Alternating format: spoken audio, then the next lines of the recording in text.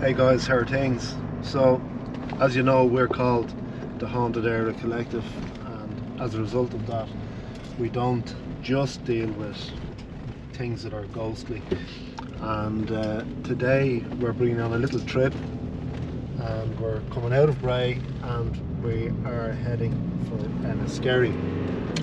So I hope you can hear me over the engine of this old Jeep that I've had for the last 17 years. It's seen better days, like me, and but it still does the job for me. I have an interesting story about why I got this Jeep in the first place, but I'll tell you that in another video. That goes back to my photographic and photojournalistic times, and an occurrence that I had in Limerick. So we're turning off, we're coming off the N11 now, and we're turning onto the main Enniskerry road. I'm from this area, so it is a pretty easy one for us, isn't it, Mike? It is. So we're coming onto what's known locally as the 21 bends. Now, I've heard some people that are not from here calling it the 18 bends. Maybe that's because they're driving too fast and they don't get through the other 3 tight bends midway on this road. So what we're dealing with today is the case of Annie McCarrick. And Annie McCarrick is an American girl that was residing in Ireland. She had both maternal and paternal connections with Ireland, and she came to Ireland in 1987 to pursue a teaching degree in St. Patrick's in Drumcondra, and then she went on to transfer her university to Maynooth.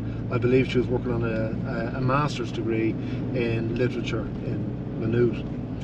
So she would have had quite a large network of friends.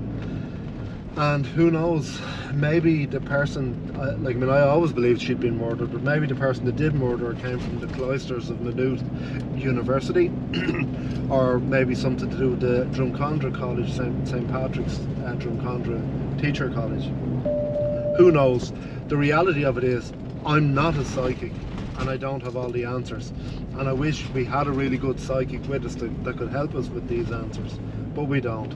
So we're going to have to work with the evidence that has been left, or at least the potential evidence that has been left. So we do know that Annie McCarrick lived in Sandymount. Everybody knows that, that's well established. And we do also know that there is footage, a photograph going to be dropped in somewhere in this video, of her last piece of guaranteed CCTV footage, which was in the AIB in Sandymount. And she went into the AIB at 11 o'clock in Sandymount, and she wanted to transfer her account from Clondalkin to Sandymount. So that footage captured her there. And we also know that she went to Quinsworth's, and I don't even know what Quinsworth's became afterwards, but it was, back in the day it was called Quinsworth's anyhow. Tesco, there you go. So she went into Quinsworth's in Sandymount, and whatever few bits and bobs of groceries she bought, which was for an up and coming dinner party because it was her birthday, was on the Saturday coming. So she was there and she paid for her goods at 11:02. She went back to her flat and she failed to put the goods away. Now, to me that would indicate, okay, we've no mobile phones or anything like that back in the day, so you know, if you had to meet someone, you had to meet someone. So to me that would indicate that she was in a hurry or late to meet somebody that was, she figured, important enough for someone on student type money not to put perishable goods away. Now I hope you can hear me, because the engine and all that, because I'd hate for all this to be in vain. So anyhow, we're coming into Enniskerry here now. So she would have got on a bus, so she would have had to get a bus from Sandymount to Ranelagh, and then a 44 bus would have brought her directly into Enniskerry village here. And she was identified by someone that worked with her in a restaurant called the Courtyard previously, and she was ID'd. I'm going to turn in here because I can keep talking to you there before we head up to where Poppies was, the coffee shop that she was supposed to be sighted in. But I'm going to pull in here and we'll continue talking, and then we'll head there. So anyhow, she was seen at 3:40 in the queue for the 44 bus. To my knowledge, and I've done a fair amount of research, to my knowledge, and with the research that I've done on it, that she was in queue for that bus at 3:40 and she'd been seen there. Now there is a problem with identification that I have noticed myself over the years, doing different cases with papers. I'm going to turn the engine off here now and you might hear me better. But there is a problem with this kind of knowledgeable identification, and I've suffered from this myself, and I'm sure when you hear my thoughts on it you'll go, God, I've experienced that too. Have you ever driven down a road and you've seen someone that is wearing a particular type of clothing, or they have a particular gait in the way they're moving, that you go, I know that person, and then you drive by them and you look back to say hello to them or whatever, and you realise, God, that wasn't that person. Now, if you hadn't have got that opportunity to have a glance back, you would have gone on with your day with fully believing that was that individual that you had seen. Now, this has happened to me loads and loads of times, and sometimes it happens, I believe, when you're IDing someone that you have worked with or you know quite well. If they have that gait or that look, or the similar type clothing or a similar stance, that we psychologically fill in all the other gaps and we start painting by numbers and presume that it is that person. And sometimes I have noticed over the years that a kind of an identification that's given by someone that doesn't know the individual at all can be superior, because they're not working on any presupposition of what that person is or who that person is. So why am I telling you all this? Well, the reason that I'm telling you all this is that there's a belief that if she was seen being in a queue for a bus at 3:40, there is no way that Margaret Wogan, in the coffee shop where we're going to go in now in a minute and eat cake, would have been able to identify her at approximately 4 o'clock. And that's the time that she said that she seen this American girl with a shorter male come into the shop. They had a cup of coffee and a bit of cake. Was it her? I don't know. Like, I mean, the reality of it is, I think it's all very, very strange. Why would you come to Enniskerry, from Sandymount to Enniskerry, for a walk on the 26th of March? It was a wet day, and I checked there this morning. The sunset was at 6:45 that night, and that was before the summertime didn't spring forward that year until the 28th of March, which was the Saturday night stroke Sunday morning.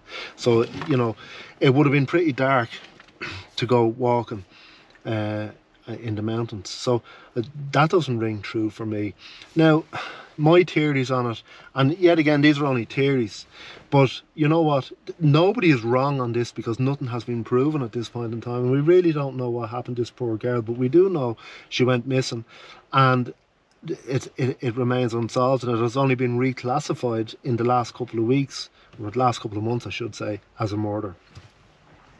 But anyhow, what was I saying there again? I've lost my train of thought. Yeah, so if she was seen at 4 o'clock or approximately 4 o'clock. Now, this Margaret Wogan, the poor lady, has since died anyhow.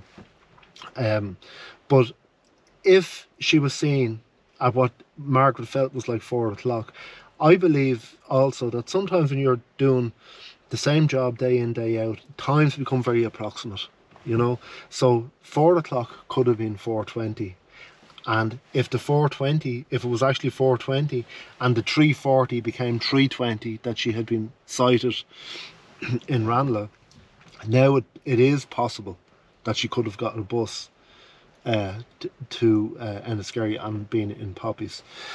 The other thing that I would put forward is maybe that individual that she was going to meet in Enniskerry or along the way between Ranelagh and Enniskerry had a car, and maybe they met her at the bus stop, and that's a reason why she could have gotten here in such prompt time.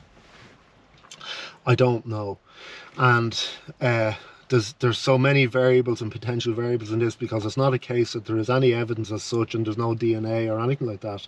So it's, you know, you might as well be trying to solve the Ripper case in Whitechapel, because there really is nothing here.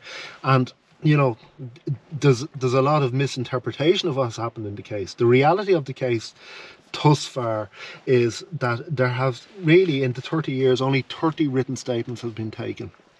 And you might think that's an awful lot, but over the, like, what percentage of those statements would have been taken in the six months since she went and disappeared, I would say a high volume of that percentage would have been taken.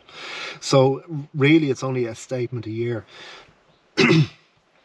The amount of documents that has been collated to try and support the investigation has been about 300 documents has been collated by the guards in Irishtown, which is the station that's dealing with this.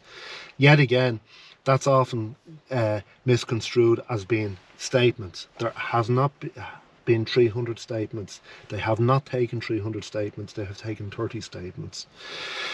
And we're still none the wiser at this point in time.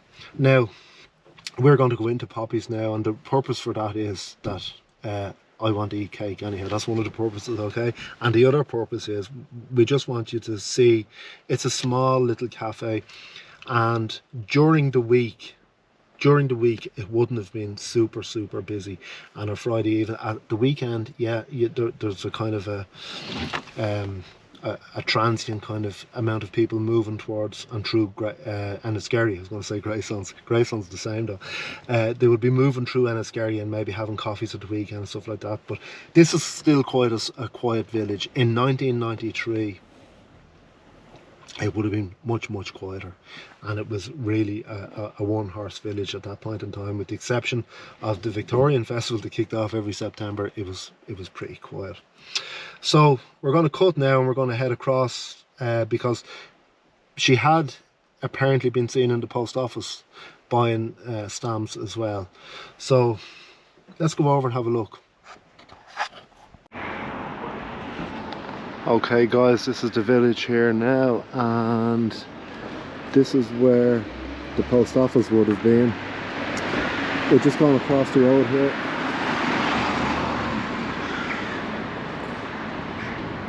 Try not to get knocked down. So this is the landmark that is the clock tower in Enniskerry. We're heading over here, and of course this is the famous Poppies cafe. We're going to go in anyhow and get some cake.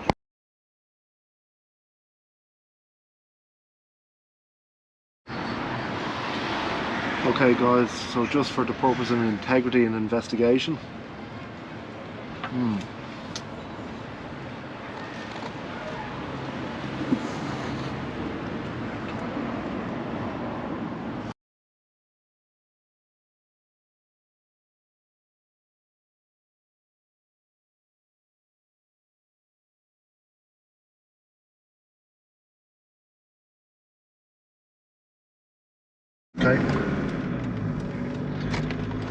Okay guys, so we've been over at Poppies there. We had our cake, and of course I don't ordinarily eat cake or anything like that. It's just really for the purpose of legitimate investigation. That's Poppies there now as we're passing,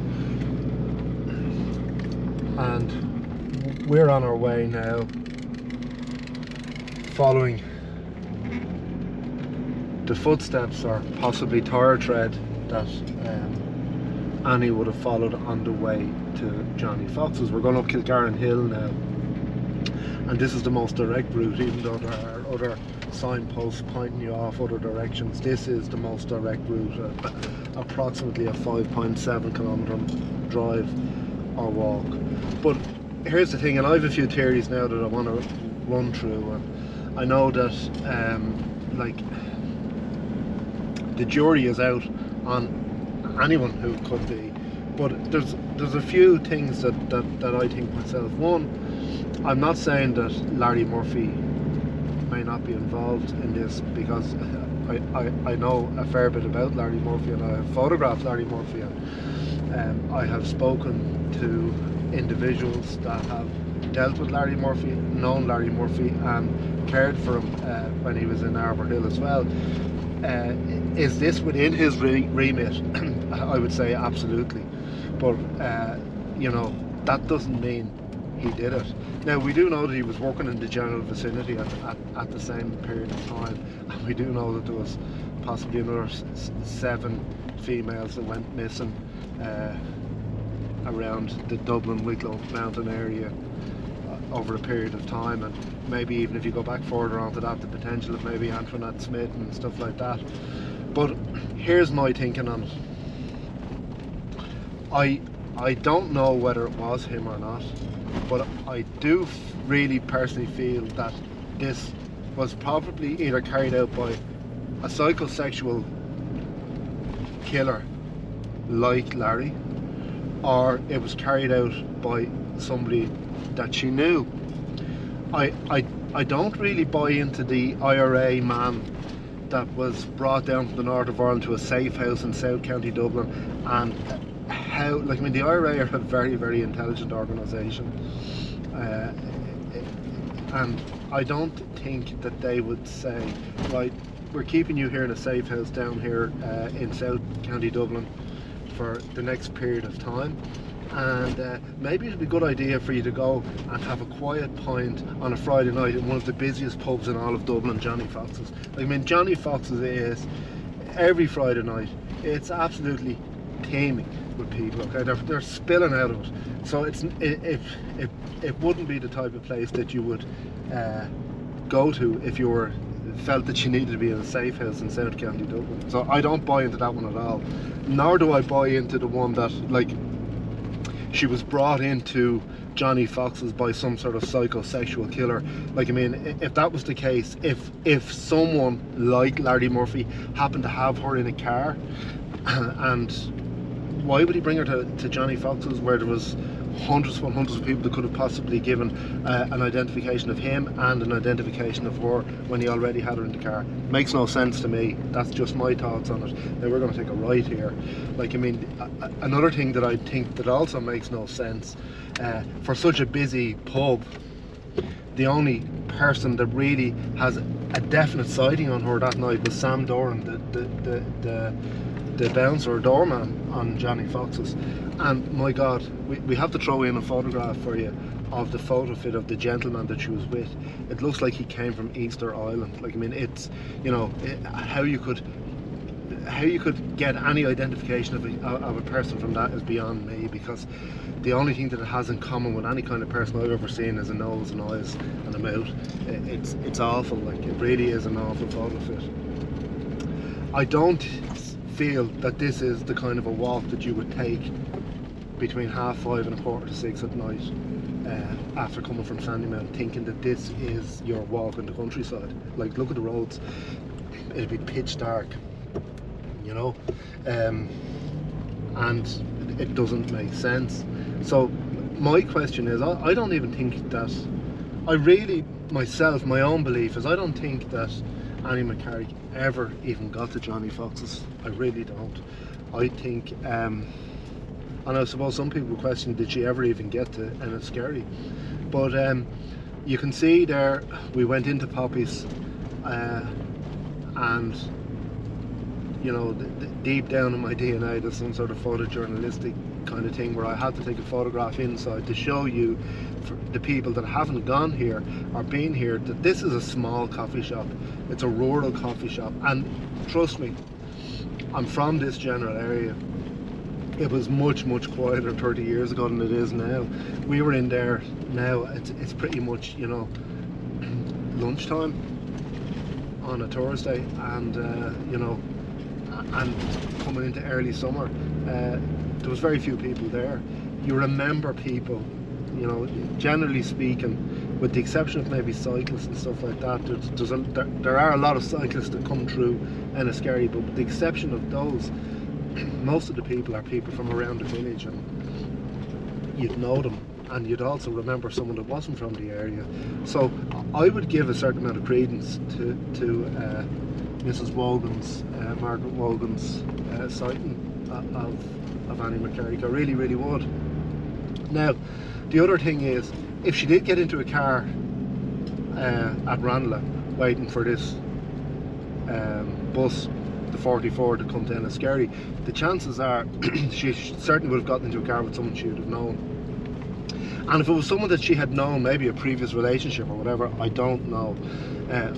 I'm just using that as an example. But if she got into a car with someone that she knew quite well, and they were kind of trying to suss out how to potentially murder her, if they were in the knowledge that her mother was coming the following week to Ireland, and this was a Friday, they would have also known that, and I think that this is very important, they would have also known that the reality is there would have been no Garda investigation from Friday until the following, at least Monday or Tuesday. Tuesday was when Nancy McCarrick arrived and was able to make that missing person situation formal. Now, she was reported missing on the 28th by the people that she was meant to have, friends that she was meant to have that dinner party with, but nothing became official. So from Friday all the way through till Tuesday, some twisted individual had a huge amount of opportunity to get rid of Annie and get her offside and get her to a place where she wasn't going to be found in a hurry. Now, I personally feel that that's quite relevant. Or the flip side is, if it was a psychosexual predator, unbeknownst to them, they had this huge void in time where they could get rid of her successfully. Annie's father was a detective in New York, and you know, he had friends in the FBI, and this gentleman, Kenneth Strange, he's been pushing and for this to be reclassified as a murder case, which it, you know, he came to Ireland and really pushed for this in 2021, and it really has been reclassified in the last few months. But sure, look, it's 30 years too late, isn't it? And I feel with a lot of the cases like this, like, I mean, there's a lot of discrepancies. Like, I mean, there's even discrepancies regarding Annie's age, you know. And I always wonder if things like that are wrong, what are the chances are of like, look at this. This is not where you go for a walk. We're going up the Devil's Elbow here now, and like, this is not the type of place you head for a walk on a dark, wet evening. Like, I mean, it makes no sense to me whatsoever. This is crazy, and I really doubt the credibility of Sam Doran's, and I don't want to be taking his character, but I really doubt that Annie McCarrick ever got to Johnnie Fox's. Like, I mean, to date, he is the only sighting of her that has officially been put on pen and paper of her being in Johnnie Fox's. That, for me, that's concerning, you know, because a busy pub like that, say a similar pub, very, very different in terms of business, but a similar pub in terms of busyness would be the Martello Bar in Bray. And, you know, if this American girl went there tonight or tomorrow night, which would have been a Friday night, she would have been seen by more than one doorman. She'd have been seen by loads of people, and there would have been loads of sightings of her to corroborate that she had been there. I find that very strange, I really, really do. And I know that the doorman, with all intent and purposes, was trying to help and stuff like that, but I just find it almost unbelievable that he was the only person that can actually come forward and say she was there, and then give such a terrible photo fit about the guy who paid for her way in to this hoolie show that they called it at the time, you know. So we're coming into Glencullen now, which is almost Johnnie Fox's, and like, I mean, how long have I been talking in that period of time? 10 minutes. Yeah, and that's driving. So like, Natalie, do you think she would have taken this walk edging into darkness on a wet evening? Well, I definitely wouldn't. No, you wouldn't, and I don't think most women would, and I don't think that you'd go to such effort coming from Sandymount to walk the roads on a wet evening. No. You know, bearing in mind she was off all that day. So for me, that doesn't ring true, and I definitely smell her out with that, you know. Of course, Annie's father has since died, and I think the parents separated a few years after Annie went missing, which is, you know, I've seen that happen time and time again. The amount of stress that this kind of stuff puts on the family. But like, I mean, I have no doubt in my mind somebody knows something. You know, there's no doubt about that. Somebody knows something about Annie McCarrick, you know, and somebody knows something about all these people that go missing, you know. So guys, this is Johnnie Fox's. You know, it's not the type of bar that you'd head to, you know, to keep a low profile or anything like that. You know, this is busy, you know, and this is Thursday, 25 to 3. Look at all the cars in here, and I hasten to add, this was even busier. It was even busier back in the late 90s kind of thing. It really was. It was busier than it is now. It's incredibly busy place, and I'm very doubtful of how credible all that carry on of the sightings where I really am. I'm very doubtful of it. Makes no sense to me, really doesn't. So what do you guys think? I don't think we can drive in here. Okay, we'll come back to you now in a sec. Okay guys, so we managed to escape Johnnie Fox's, and we're kind of coming to the conclusion of this video. I know I'm not my normal self like this on this video. I'm not messing so much like this because this is a very, very serious subject matter. This is a person's daughter, you know, and it's never been brought to proper conclusion, and it's sad too, you know. And I just feel that, you know, that span of time between Friday evening and Tuesday morning before it became an official investigation, that's an awful long time when something so serious as murder has occurred. And so I'm just going to ask Natalie, there's no need to turn the camera on to her, she's there behind the camera, trust me, she's holding it.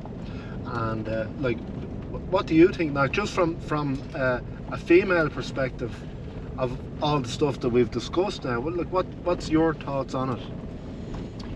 Well, no, like they were saying that she was being stalked, wasn't she, for a number of like weeks or months before. Well, yeah, she now, went missing, and I had actually forgotten about that. So the information that has come since, and this is supposed to be new information, but the information that made its way along since is that she was stalked and maybe struck by somebody leading up to the time where she went missing. Now apparently a facsimile was sent in to that extent by some of her friends to the guards about this. The guards in Irishtown have no real knowledge of that, and they can't support that. Apparently, according to them, they never received such a fax. At least that's my understanding of it, and if I'm wrong about that, I stand corrected. But that is my understanding on that situation. It just seems to me very peculiar that someone would send a fax in about something like that. It does seem a bit peculiar. And another thing that seems very, very peculiar to me about stuff like that is that Annie had a very, very tight network of very, very close friends. The people that she was going to have this dinner party with on the Saturday night. Now, they had no knowledge of this stalking or her being struck. At least, yet again, this is to my understanding. And I find that a bit peculiar. I don't know, like, I mean, the reality is everything has to be checked, because anything in this case is possible. Absolutely anything in this case is possible. But like, I mean, I'm all for different angles on cases and stuff like that, and the reason that I'm all for different angles on cases because thus far, 30 years on, there has been no progress made. You know, absolutely zero progress, really. And like, it took 30 years for it to be reclassified from a missing person to a murder investigation.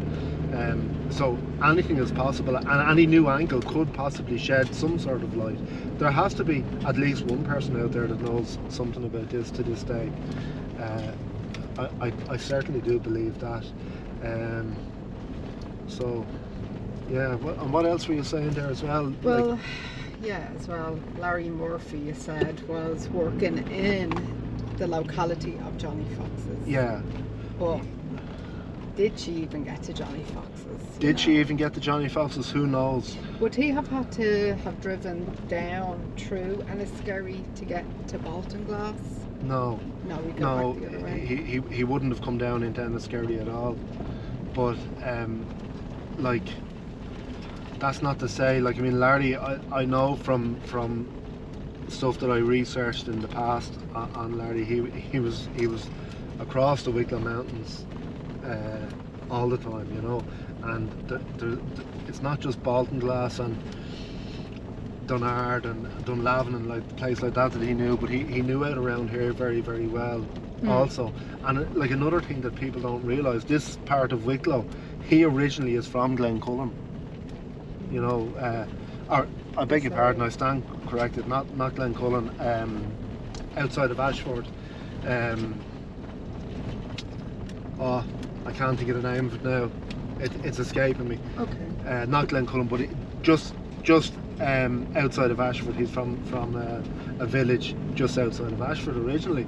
So he is like kind of familiar with this part of the countryside. But we definitely know that, and you know, just from the purpose of you know, when we were at Johnnie Fox's there, I know personally for a fact that not too far from there, as the crow flies, he was working, and obviously I'm not bringing this to that for certain reasons, you know, but he definitely was in close proximity to Johnnie Fox's. But like, I mean, I don't believe for 1 minute, I certainly don't believe, if Annie McCarrick was in Johnnie Fox's, that Larry Murphy was in Johnnie Fox's with her, plying her with drink. I don't believe that for a second. Like, I mean, he's a sneaky kind of guy, you know, and he knows how to, you know, do these things, and I don't think he would be putting himself in such a busy bar, you know, running the risk of being caught. And Margaret Wogan, the lady that worked in Poppies, she said that the man that came into Poppies with Annie was smaller than Annie in height. Yeah, so Annie was 5'8", and so that person that was with her was obviously under 5'8", which doesn't fit Larry Murphy's description either. Larry is, if my recollection serves me correctly, just a little bit under 6 foot tall. So he's quite tall. You know, he's definitely more than 5'8" anyhow. You know, and it would be safe to assume that whatever height Annie presented herself that day in Poppies would have been quite true to her actual height. What I mean by that is, she did say she was going walking, so she probably wasn't wearing high heel boots or something like that would be accentuating her height, you know. So yeah, and like, after taking this drive, and we're heading back down Kilgarran now into Enniskerry, it's very easy to see why you wouldn't accept she should have made this walk to Johnnie Fox's, isn't it? Yeah, it doesn't make any sense, and that was a wet evening, you know, that she went missing. So you can imagine, like, you know yourself, March, you think of, you know, the springtime and all that, but you know yourself, in Ireland, March can be one of the most horrible months weather-wise, and definitely that evening it was wet, and I'd imagine pretty miserable. Like, I know I've said it before and I sound like a broken record, but it makes no sense to me why someone would come for a walk in the Wicklow Mountains when they're still waiting for a bus at 3:40 in Ranelagh, that, you know, knowing that it's going to be absolutely pitch dark within 2.5 hours.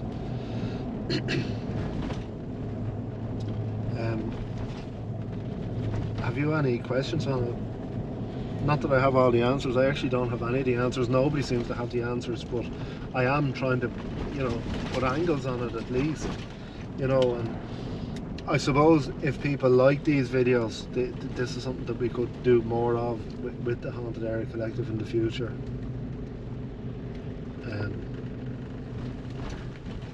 What do you think? So have you anything else to cover on that or add to it, or?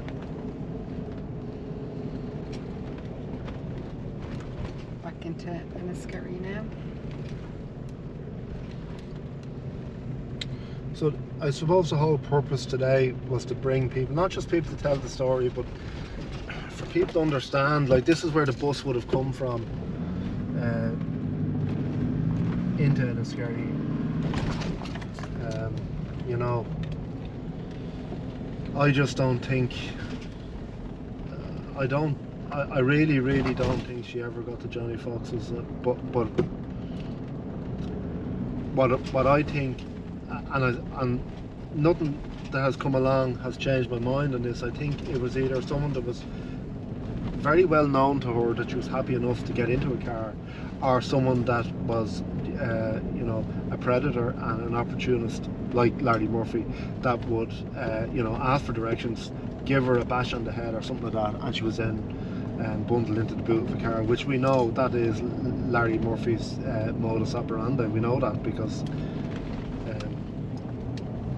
you know, he's been caught for such acts.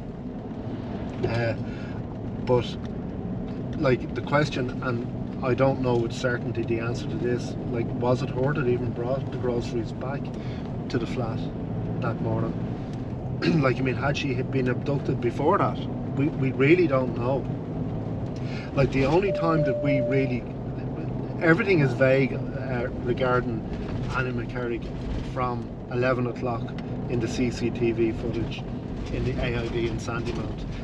We know that she bought groceries in Quinsworth and Sandymount at 11:02, but from 11:02 forward we really you know, don't know exactly or precisely what happened, because just because her groceries got back to her flat, that's not to say she did, you know. And I think it would be, you know, silly to presume just because her groceries got there that she did. Maybe that was, you know, to put people off, you know.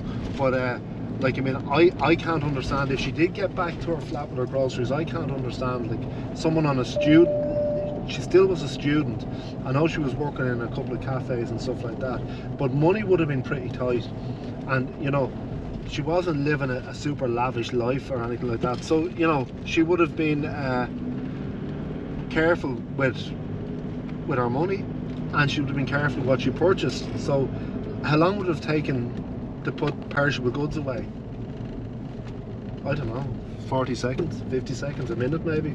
What was such a rush that they had to be left there?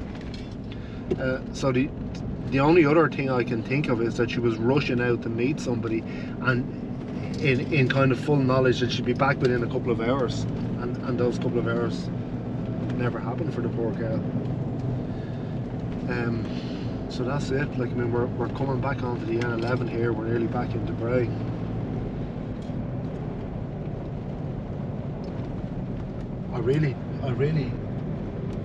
I don't have much more to add to this.